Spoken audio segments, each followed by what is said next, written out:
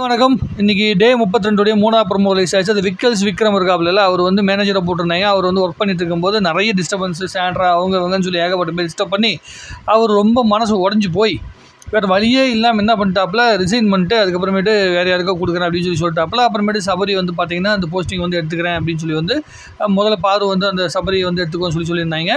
அப்புறம் எல்லாருமே ஒரு முழு முடிவோடு வந்து சபரிக்கிட்ட கொடுத்தாங்க.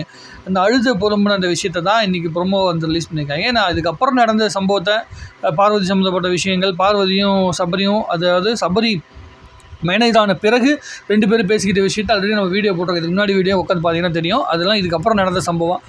இது வந்து கிட்டத்தட்ட 2 மணி நேரத்துக்கு முன்னாடி வந்து நடந்த சம்பவத்தை தான் ப்ரொமோவை போட்டு வச்சுருக்காங்க. நான் வந்து ஒரு காமெடியன் அப்படிங்கிற விஷயத்த நான் வந்து ஒரு பிராண்டிங் பண்ணிட்டு வந்து உள்ளுக்குள்ளே உட்காந்துருக்கேன். என்னை வந்து நீங்கள் அழ வச்சுட்டீங்க அப்படின்னு சொல்லிட்டு. காமெடின்னு அழக்கூடாதுன்னு ஒன்றும் கிடையாது. ஏன் வடிவேல் சார் வந்து இந்த படத்தில் நடிக்காத விஷயமா? ஏன் வந்து தேவரமான் படத்தில் ரொம்ப சீரியஸான கேரக்டர் நடிச்சிருப்பாப்புல, அப்படின்னு நிறைய விஷயங்கள் இருக்கும். காமெடினாகவும் இருக்கலாம், அவன் அழலாம். அழுகையை தாண்டி அவன் சிரிக்க வைக்கிறான் அப்படிங்கிறது மிக முக்கியமான விஷயம். இவங்க ரொம்ப ரொம்ப இம்மெச்சூராக நிறைய விஷயங்கள் வந்து பேசிகிட்டு இருக்காங்க. விக்ரம் அழுத விஷயமா இருக்கட்டும், அதெல்லாம் ரொம்ப இம்மெச்சூராக இருக்குது. ஏன் வந்து பிராண்டிங்கில் என்ன ஆகிற போகுது? சோஷியல் மீடியாவில் வந்து உங்களை வந்து இவங்களுக்கு ஒரு பயம் இருக்குதுங்க. உள்ளுக்குள்ளே வந்ததுக்கப்புறமேட்டு நம்ம வந்து வெளியே ஒரு பிராண்டை மெயின்டைன் பண்ணிகிட்ருக்கோம். மறுபடியும் போய் நம்ம ஸ்டாண்டப் காமெடியாக வந்து பேசும்போது நம்மளுடைய காமெடி ஒர்க் அவுட் ஆகாமல் போயிடுமோ, நம்மளை ரொம்ப சீரியஸான பர்சன் நினச்சிப்பாங்களோ அப்படிங்கிற ஒரு பயம் வந்து இவங்களுக்குலாம் வருது. ஸோ இந்த ஜென்ரேஷனில் இருக்கிற ஜென்சி கிட்ஸ் தான் அப்படி இருக்காங்கன்னா, இந்த ஜென்ரேஷனில் வளர்ந்த 90s கிட்லேருந்து 80s கிட் வரைக்கும் எல்லாருமே அந்த மாதிரி மனநிலைக்கு மாறிட்டுருக்காங்க. எல்லாருமே சோஷியல் மீடியா பயன்படுத்த அதில் என்ன இம்பேக்ட் நம்மக்கிட்ட வருதோ அதை தான் வந்து ரியாக்ட் பண்ணிட்டு இருக்காங்க. அதுதான் இங்கே நடக்குது. யாருக்குமே தன்னுடைய கோர் கேரக்டர் இருக்குல்ல, ஒரிஜினல் கேரக்டர் இருக்குல்ல, அது மேலே பெரிய நம்பிக்கை கிடையாது. அடுத்தவங்க நம்மளை பற்றி என்ன நினச்சிப்பாங்க அப்படிங்கிற விஷயத்து மேலே தான் ரொம்ப பெரிய நம்பிக்கை இருக்கிறனால தான் எல்லாருமே உணர்ச்சிப்பட்டுகிட்டே இருக்காங்க. ஒரிஜினல் கேரக்டர் பார்த்துட்டு போட்டுமே, அதில் வந்து நம்ம அதை வந்து ஃபேஸ் பண்ணிக்கலாமே வெளியே போய் அப்படிங்கிற அந்த தைரியம் யாருக்குமே வர மாதிரி தெரியல. உள்ளுக்குள்ள இருக்க பல பேருக்கு இங்கே இல்லவே இல்லை. கண்டென்ட்டுக்குள்ளே வரணும், பட் ஆனால் கான்ட்ரவர்சியை பார்க்கக்கூடாது, பேசிடக்கூடாதுன்ட்டு அவர் உட்காந்து அழுதாப்பில். அதுக்கப்புறமேட்டு அதுக்கு கொஞ்சம் காரணம் சொன்னார். எனக்கு போதுன்னு சொல்லிட்டேன், நான் பிக் பாஸ்ட்டு சொல்லிட்டேன், எனக்கு இது வரைக்கும் போதும், இதுக்கு மேலே தேவையில்லை அப்படின்னு சொல்லி நான் ஒதுக்கிட்டேன். இதுக்கப்புறம் நீங்கள் பார்த்துங்கன்னு சொன்னோடனே தான் சபரி செலக்ட் பண்ணாங்க. அதுக்கப்புறம் சபரியும் பார்வதியும் வந்து ஒரு பிளான் பண்ணியிருந்தாங்க.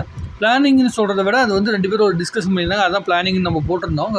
இதில் நீங்கள் பார்த்தீங்கன்னா தெரியும், பார்வதி இந்த அசிஸ்டன்ட் மேனேஜர் போஸ்டிங்கை பயன்படுத்தி சரியாக உட்காந்துக்குச்சு. அது மேனேஜர் அப்படிங்கிற போஸ்டிங்கில் உட்காந்துருந்தா பெரிய இம்பாக்ட் உருவாகியிருக்க முடியாது. அது பெரிய நெகட்டிவிட்டி சம்பாதிச்சிருக்கு. ஏன்னா ஒரு ஹை பொசிஷனில் இருக்கிறாங்க, எல்லாத்துக்கும் டானாக இருக்கிறாங்க அப்படிங்கிற மாதிரி ஒரு சூழ்நிலை வந்துச்சுனாலே உள்ளே இருக்கவங்க அதை பொறுத்துக்க மாட்டேன்றாங்க, உணர்ச்சிவசப்படுறாங்க. அந்த மனநிலைக்குள்ளே தான் இருப்பாங்க. பட் ஆனால் மேனேஜர் அப்படிங்கிற அசிஸ்டன்ட் மேனேஜர் அப்படிங்கிற இடத்துல இருந்ததுனால பார்வதிக்கு ஒரு பாசிட்டிவான ஒரு இடத்த நோக்கி நகர்ந்து போயிடுச்சு. ஸோ இப்போ சபரி இதை வச்சு என்ன பண்ணுறாரு அப்படிங்கிறத பார்க்கணும். உள்ளே உட்காந்து எல்லோரும் மணிக்கணக்காக பேசிகிட்டு இருக்காங்க. வேணா வந்து பார்வதிக்கிட்ட உட்காந்து பேசிகிட்டு இருக்காங்க. என்ன அப்படி சொல்லிட்டான் இப்படி சொல்லிட்டான்னு ஒரு பக்கம் பேசிகிட்டு இருக்காங்க, அந்த பக்கம் ஒருத்தன் உட்காந்து பேசிகிட்டு இருக்கான். இவங்க எல்லாருமே ஒரு சாதாரண ஒரு டாஸ்க்கு, இந்த சாதாரண ஒரு டாஸ்க்கை எவ்வளோ அழகாக பண்ண முடியுமோ அவ்வளோ அழகாக பண்ணியிருக்கலாம். ஒரு ஹோட்டலுக்கு உண்டான ஃபீலிங்கை நம்ம கொடுத்துருக்கலாம்.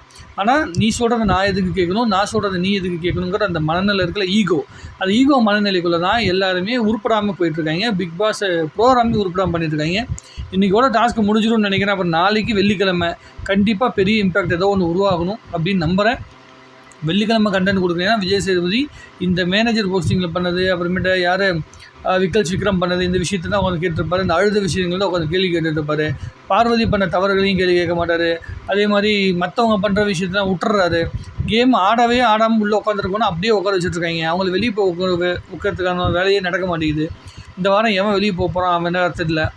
ஏற்கனவே போன வாரம் நம்ம எதிர்பார்த்துட்டு அரோரா வெளியே போகல, இந்த வாரம் நாமினேட்டே ஆகலை. இந்த பொண்ணு இந்த வாரமும் சர்வே ஆகிடுச்சு. அப்போ என்ன தான் பண்ணுறது?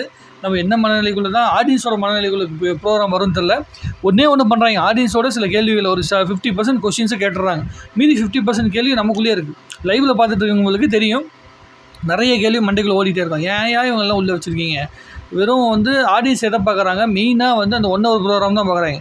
அந்த 1 ஹவர் ப்ரோக்ராமுக்குள்ளே நடக்கிற விஷயங்களை வச்சு தான் அந்த கேரக்டரை ஜட்ஜ் பண்ணுறாங்க.